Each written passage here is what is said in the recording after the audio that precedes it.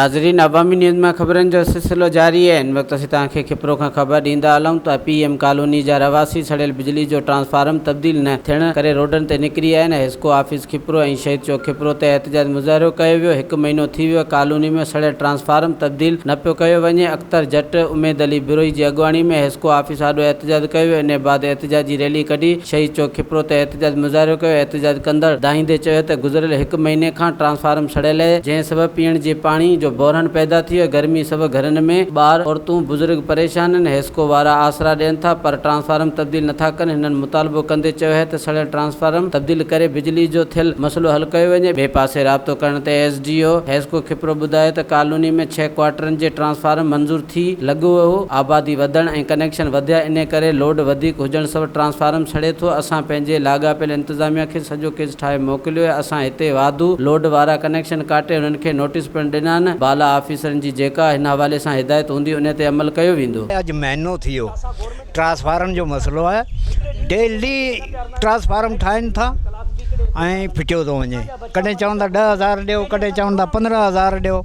असां फोड़ी करे पेट में ॿधल माना ॿारनि खे असां निपोड़े इन्हनि खे चंदो करे ॾिनो आहे, लेकिन इन्हनि असांजा मसइला हल न कया। अॼु 15 ॾींहं 20 ॾींहं मसीतनि में पाणी कोन्हे, असां वटि पाणी कोन्हे, न को असां मोटर हलाए सघूं, न को कुझु हलाए सघूं। अॼु आयासीं SDO ऑफिस, असांजी बेइज़ती कई आहे SDO ऑफिस, चई निकिरी वञो, ईअं ई हलंदो। उहो ट्रांसफार्म पियो आहे, उहो ट्रांसफार्म पियो आहे, ठारायो त ठारायो, बिल वठण जे लाइ तयारु आहिनि।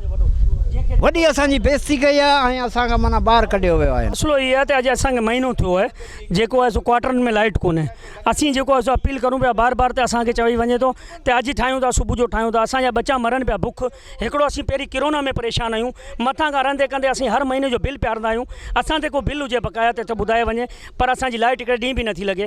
असीं 10 चकर फोड़ी करे करे थका आहियूं। असीं पंहिंजे पेट जी करियूं या इन्हनि जी करियूं। महीनो थी चुको आहे असांजे माना क्वार्टर में महीनो थी चुको आहे, अञा ताईं जेको सो लाइट न लॻी आहे। महीने में 3 दफ़ा असां फोड़ी करे ॾिनी आहे इन वापदारनि खे, पर अञा ताईं जेको सो माना ट्रांसफार्म लॻाया पर 1 कलाक हलियो सिर्फ़ु। उन खां पोइ जेको ट्रांसफार्म वरी ख़राबु थी हलियो।